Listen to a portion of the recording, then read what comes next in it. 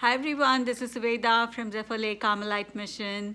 Happy Feast of the Sacred Heart and the Immaculate Heart, the two hearts of Jesus and Mary. Today I'd like to continue my series on St. John of the Cross's Ascent of Mount Carmel. So far we've completed Book 2, and in Book 2 we saw the necessity for pure faith in order for us to go through the purgation of the intellect. And in Book 3, St. John of the Cross speaks of the purgation of the memory and will through the other two theological virtues, that is, of hope and charity.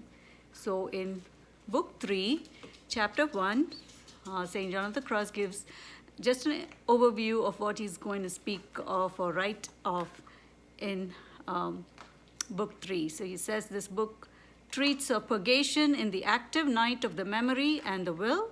It presents doctrine about the attitude required in the apprehensions of these two faculties so that a soul may reach union with God in perfect hope and charity. The first faculty, that is the intellect, all the apprehensions of the intellect must be united with God through pure faith, the first theological virtue. The other two faculties, that is memory and will, must also undergo purification of their respective apprehensions in order to reach union with God in perfect hope and charity. And the list of proper apprehensions of the faculty of memory and its divisions are being reviewed or discussed by St. John of the Cross in this third book. And he actually speaks of three different objects of the memory. First is to do with natural, second is imaginative, and the third is spiritual. And also the knowledge of the memory are also of three kinds: natural, supernatural, imaginative, and spiritual. So in this third book, St. John of the Cross will discuss these three, beginning with natural knowledge that arises from exterior object. In chapter 2, he starts with the natural apprehensions of the memory and how to overcome them, how to empty them in order to reach union with God through this faculty, that is the memory. And the purpose of this book is to assist not beginning souls that are just beginning, but souls who are accustomed to prayer, accustomed to spend hours in prayer, experienced individuals who need to further purify their faculties to make progress in their spiritual exercise for the union of the soul with God. This is a tearing down process rather than building up. So this is giving up the kinds of things that the soul is used to in order to make progress in its spiritual journey. So the instructions of St. John of the Cross are to advance in contemplation and to experience the union with God. In silence, God himself may, because it is a gift, God himself may effect divine union in the soul. By disencumbering, emptying, and depriving the faculties of their natural authority and operations, the soul makes room for the inflow and illumination of the supernatural. So this is an active purgation that the soul does, but again, it is only a preparation, but the union itself is a gift from God. And St. John of the Cross says we must draw the memory away from its natural props and boundaries and raise it above itself to supreme hope for the incomprehensible God by the way of rejection and denial of natural and supernatural apprehensions. All that can be from objects of the five corporeal senses of hearing, sight, smell, taste, and touch must be stripped and emptied of all this knowledge from the memory, freeing the memory from this knowledge, from all forms that are not God, we need to deprive the memory of those knowledge from all forms that are not of God, because only God is necessary. Absorbed in a supreme good, the memory is without form and forgetful of everything and has remembrance of nothing. The divine union empties and sweeps the fantasy of all forms and knowledge and elevates it to the supernatural. When God produces these touches of union in the memory is emptied and purged of all knowledge. It remains in oblivion, and sometimes in such great oblivion that it must occasionally force itself and struggle in order to remember something. And this forgetfulness of memory and suspension of the imagination causes long time to pass without the soul's awareness or knowledge of what happened. Pain is not felt and no feelings are experienced. The perfect souls don't experience this because their union is perfect. But this is more like along the journey, there will be a phase when you will experience this. These results in destruction of the natural activity and use of the faculties without remembering natural needs and functions. Now, we may wonder, is this doctrine faulty since God does not destroy but perfects nature? No, because this is a passing phase. The more the memory is united with the knowledge of God is perfected. However, the person loses their memory entirely when the soul is perfected entirely and has reached the state of union with God. So the person experiences great forgetfulness. The person shows many exterior deficiencies like forgetting to eat, drink, not remember tasks, or not remember objects seen or said. However, once habitual union is experienced by these souls, this phenomena of forgetfulness and lapses of memory ceases. In this supernatural state of habitual union, all the operations of the memory and other faculties are now in a state of divinity. So they are still not using their own faculty, but God now possesses the faculties and they are transformed in Him. It's God who moves and commands them according to His divine spirit and His divine will. These operations are divine operations of the soul in union with God, one in spirit with God. The soul's operations are united with God and is divine. These souls only perform those operations fitting and reasonable. God's spirit makes known to them what must be known and ignore what must be ignored. Remember what ought to be remembered and forget what ought to be forgotten. Have what ought to be or love what ought to be loved and keep away from what is not in God. The first movements of these faculties are divine. They are transformed into divine being. And then he gives some example. The soul will remember to pray, but only for certain persons and certain requests, and not remember other prayer requests. On the other hand, God will move the soul to pray for those whom it has never even known or heard of. And you pray for them and you may meet them later on, but there's something that God, because the person is so perfectly, habitually in union with God, the soul's memory will be in harmony with God. The works and prayer of these souls always produce their effect. And here we can think of Our Lady on this feast of the Immaculate Heart of Mary, how she was completely in union with the heart of her Son, her sacred heart of her Son. And so the glorious Virgin was always like this. She was always moved only by the Holy Spirit and never had any form or object impressed in her soul that was not in God. Her intellect, her memory, and her will were completely in union with God. That's probably the best example. From another example, attending a particular matter at a particular time without one's knowing how, it may look like a coincidence, but it is divine providence. And later on, you'll be like, oh, wow, I did this, and it all was aligned, and the timing was so perfect.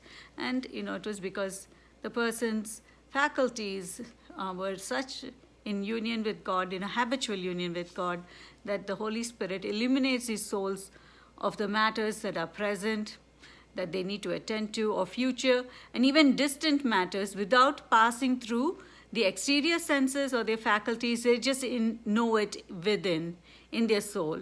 For they have obtained the knowledge of everything from Christ, who is the summit of Mount Carmel, in a symbolic way. That is what we are all desiring, to be in union with Christ. So again, the soul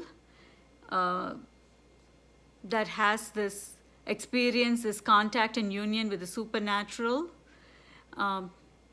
cannot do this through natural ability. It is impossible. We must prepare ourselves, but it is only God who places the soul in this supernatural state. Our part is to do the banishment of the natural through the natural strength, but it is impossible for the soul to attain this supernatural state. It is God alone who places the soul in that state. In the passive night of the soul, where God works in the soul receives from God the union, the habit of perfect divine union.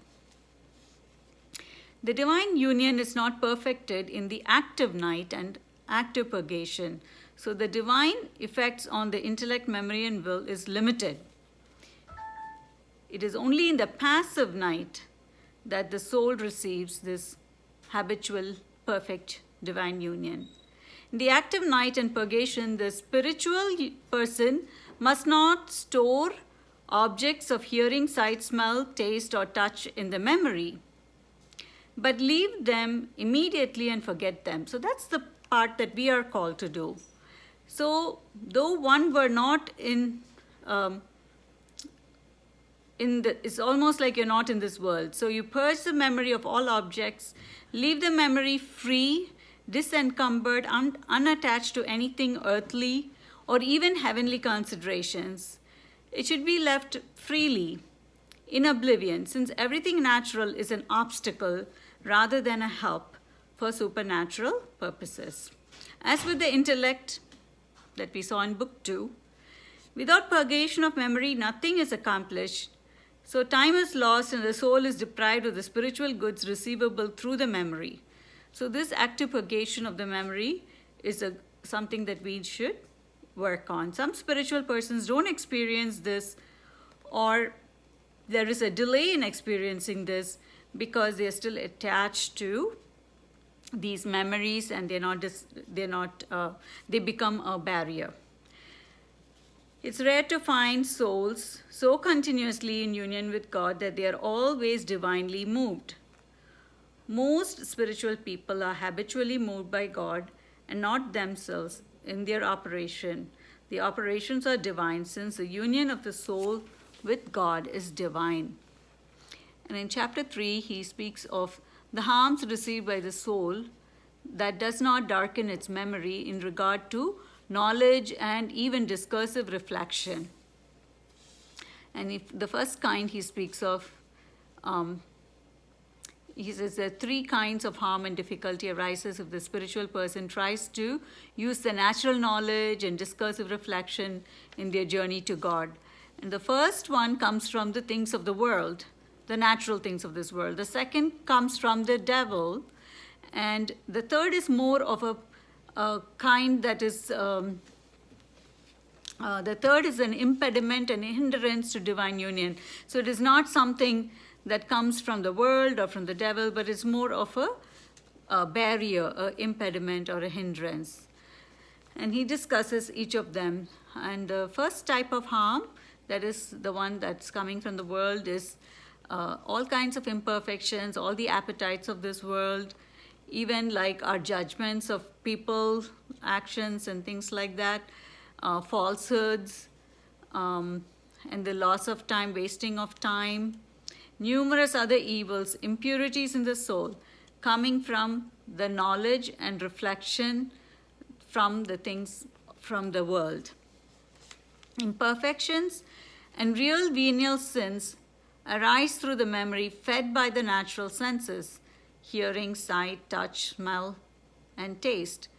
Some emotions cling to them. So, like even our emotions that come from our worldly existence can interfere with our spiritual journey. Sorrow, fear, hatred, some of these emotions, or vain hope, vain joy, vain glory. Also, the desire for knowledge and reflection becomes like an appetite in itself, and judging others, is this evil or this is a good deeds? And also confusion between evil and good. To avoid this, one must darken the memory, to free the memory of all these thoughts that try to keep it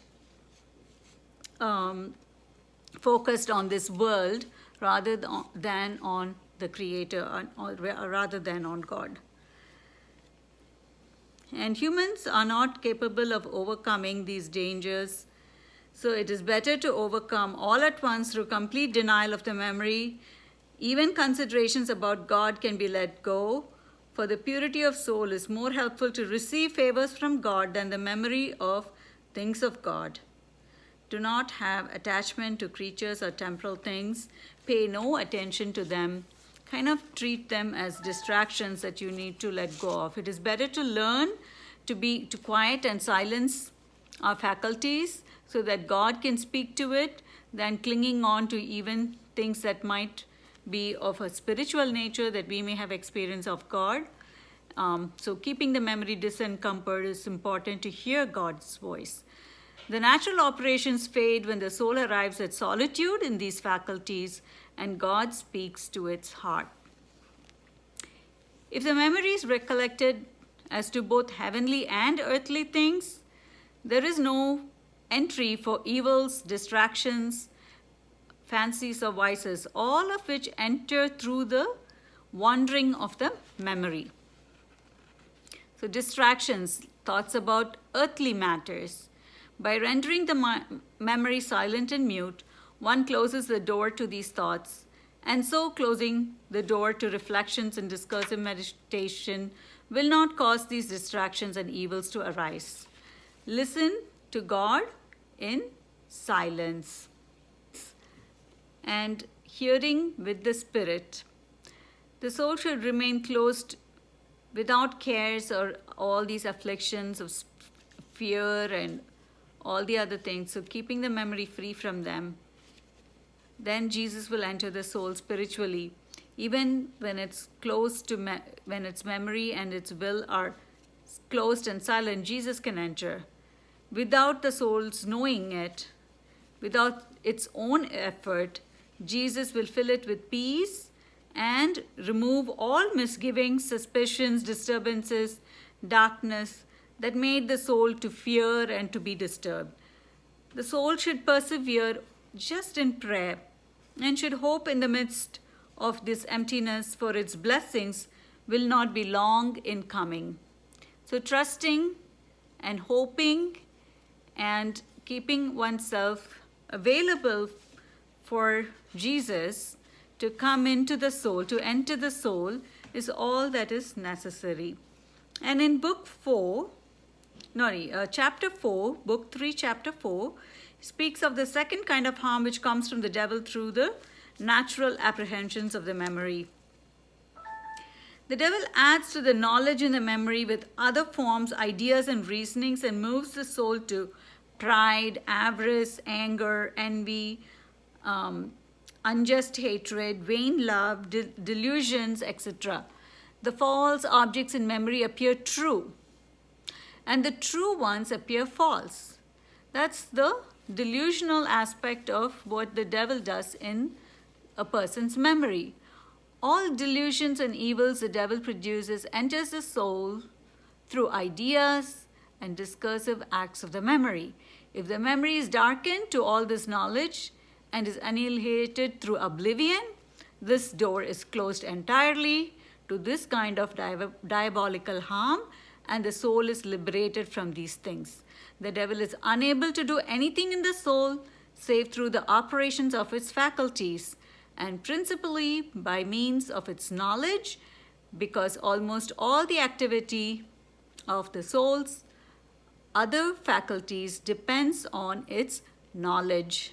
So if the memory is annihilated, the devil is powerless, for he finds no means of getting his grip on the soul, and consequently he can do nothing. So the memory darkening, purging of the memory is a very important effort that we have to do in the active night. The devil makes use of the memories of the spiritual and worldly thoughts to cause in souls sadness, affliction, vain and evil joy, impurities rooted in the spirit. This distracts the souls from the highest recollection, a recollection that consists in concentrating all the faculties on the incomprehensible good that is God. This also liberates us from sorrow, afflictions, sadness, imperfections that lead to sin, worry, and becomes a big barrier and a big impediment for the divine union. So that is end of chapter 4. Again, I wish that you will continue to journey. This book is the last book. This book actually ends a little bit abruptly, but it's the longest of the 3 books in Ascent of Mount Carmel. So have a blessed day and have a good feast of the Immaculate Heart today.